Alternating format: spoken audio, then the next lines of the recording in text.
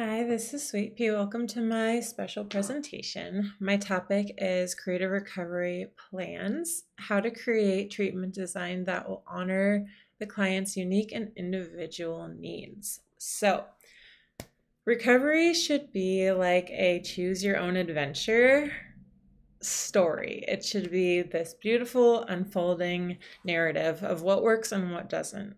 And often people that are seeking help for addiction aren't given a lot of options. So I wanted to share some of the options that are available, and that'll happen mostly at the end of the presentation. I wanted to do some housekeeping and share some pre-steps to the recovery program or to treatment design. So this presentation is based around Pat Denning's book.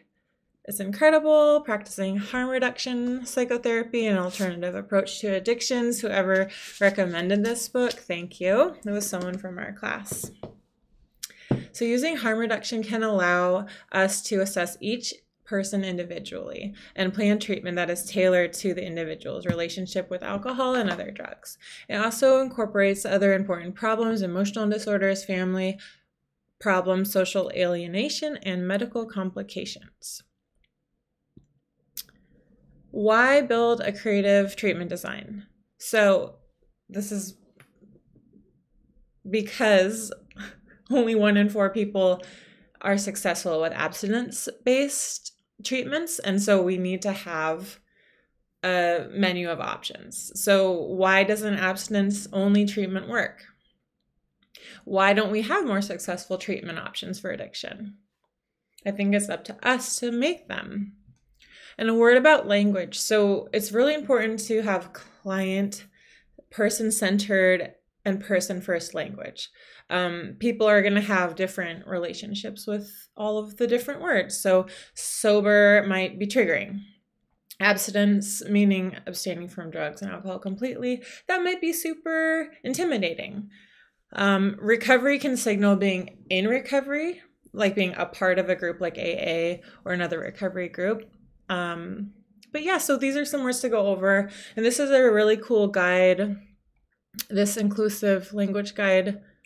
I would say check it out. I don't know if it's live right now, but I'll make sure that you all have access to the PowerPoint.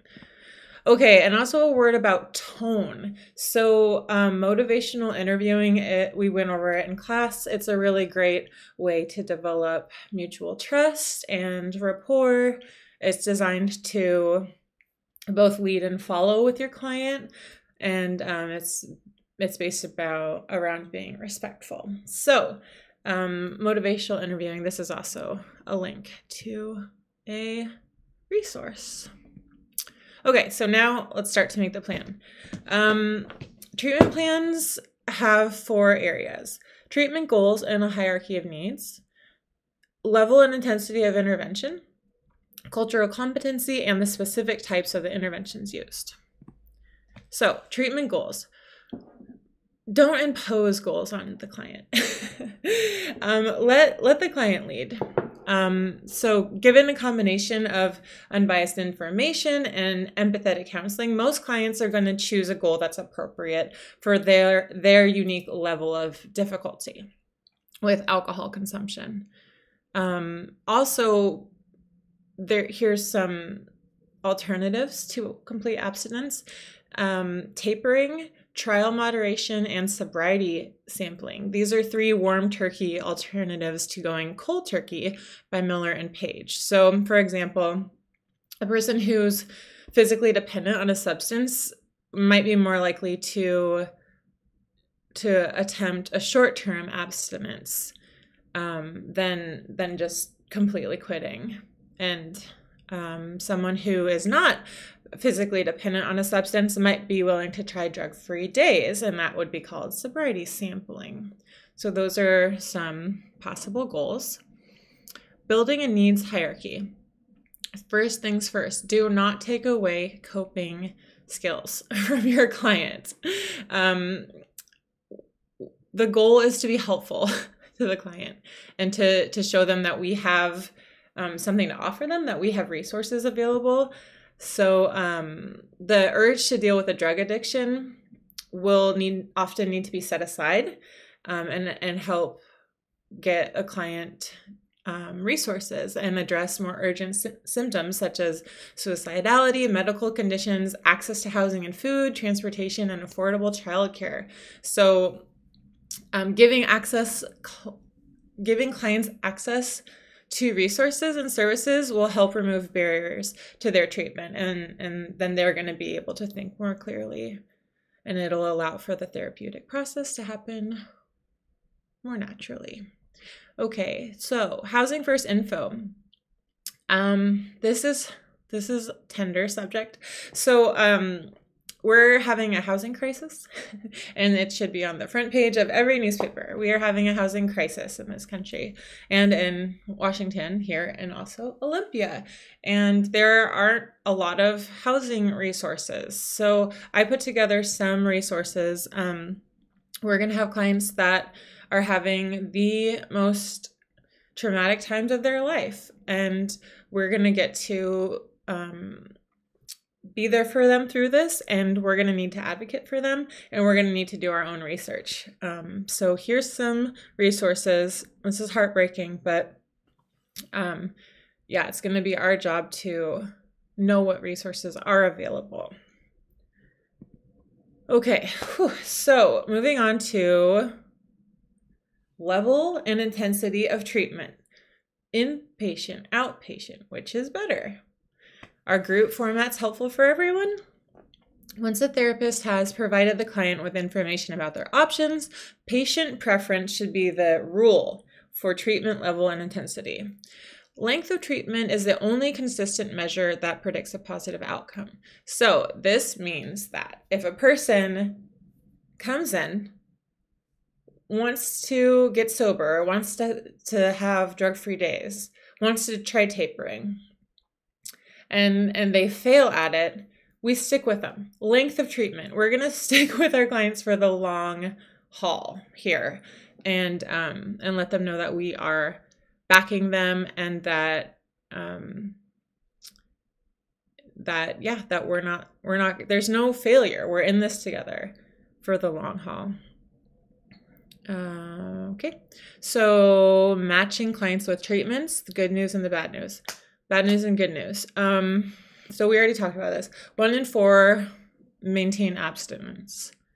So we know that the currently designed alcohol and drug treatments only work for a minority of patients, and that is the bad news. This is where we come in. So choosing our own adventure as counselors, helping our clients to choose their own adventures. There's a new frontier of treatment plans. I'm going to share a bunch of resources with you that are really cool. A lot of recovery groups that are popping up online, and so we get to remain open and curious and explore new ways to serve our clients. Okay, so that'll be in a minute. We're going to talk about cultural competency. So we need to greatly increase our attention to understanding the role of race, ethnicity, and culture in counseling. Marginalized groups in the U.S. may receive inaccurate and culturally biased assessments, diagnoses, and interventions. So that's unacceptable. The DSM has a cultural formulation interview. We looked at this in class of CFI, and this can help the counselor center the client's point of view. And this can help the client feel more engaged in the care plan. So that's one tool. We need to do better at this. Cultural competency. Well, there is some evidence of a limited improvement in racial and ethnic mental health care. Serious misdiagnoses continue to exist, and factors such as race and ethnicity still matter in terms of mental health diagnosis. So that's from Gilbert. This is a broken system. We must be vigilant not to weaponize our privilege or position of power. We are going to be creating case files that can stick with our clients for their entire lives. It can be the difference between someone getting housing or the ability to vote, and we need to be working for our clients and and have a client-centered approach, and do our own work. I need to do my own work, and I would like us to all do our own work so we can be of service in a good way and not create more damage. Here's a great resource. For cultural competency, Poor Magazine is a nonprofit. It's poor people-led, indigenous people-led nonprofit, grassroots arts organization. They have books, they have magazines, they have a website, they have a podcast, and it's an incredible resource. So this is where I go to listen to what I have friends involved in this organization, and I love listening to what their ideas are about what should happen with the system and what tools and resources they have to offer. It's incredible stuff. Okay, now this is a beautiful slide. Now I'm going to share some of the best interventions I know of. Here we go. So, specific interventions. I would like to suggest using the AA resource books. Daily readers are great. Other literature such as Living Sober. This is a really cute book. It has really practical questions. It's very cute. It's very old-timey. The language is very archaic. It's free. Here's access to the free PDF. Questions such as, what can I do when I get lonely? Should I go into bars? Just a nice way to open up a dialogue about living sober. Provide a menu. Choice is an important part of treatment. An expanding body of research indicates that the more options given to a patient, the better the treatment outcome. So here's, this is a link to some coping skills lists.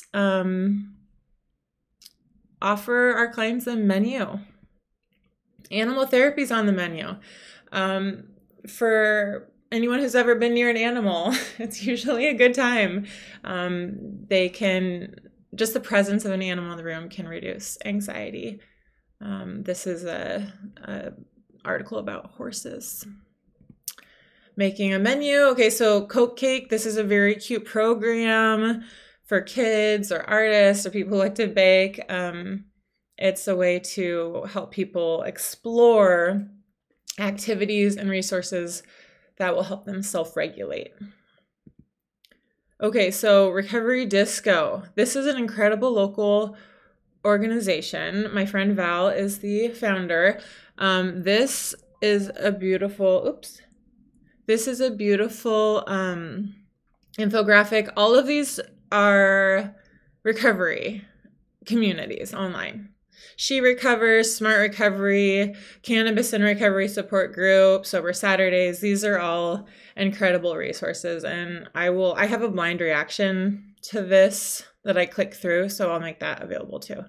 And also the PDF that Val made is beautiful.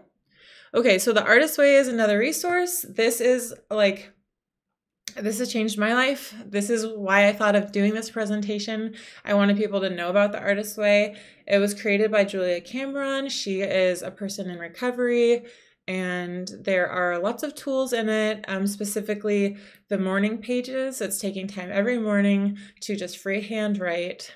That's been a really incredible resource for me to get grounded in my day. Also talks about artist dates, going out into the world and being curious about the world and collecting leaves or buying a book or, whatever your artist wants to do, baking something, going on a horse ride, going to a museum, but it's just between you and your artist. So this is a really special book. I highly recommend having a peek at it. There's resources there. So in conclusion, remember, this is your client's life. They are the experts, and we just get to be there for them and help them frame their opportunities. And remember, make the goals achievable and in alignment with what the client's goals are. This means knowing their true goals, even if their goals are simply having more money, not going to jail, or to have housing. They're the boss here. So we're the ones who are creating the official recommendations. Let's set them up for success. Thank you for joining me. I think this is the last slide. Here are some resources. I appreciate you. It's been fun to be in class with you this semester, and I will be looking forward to watching your presentations.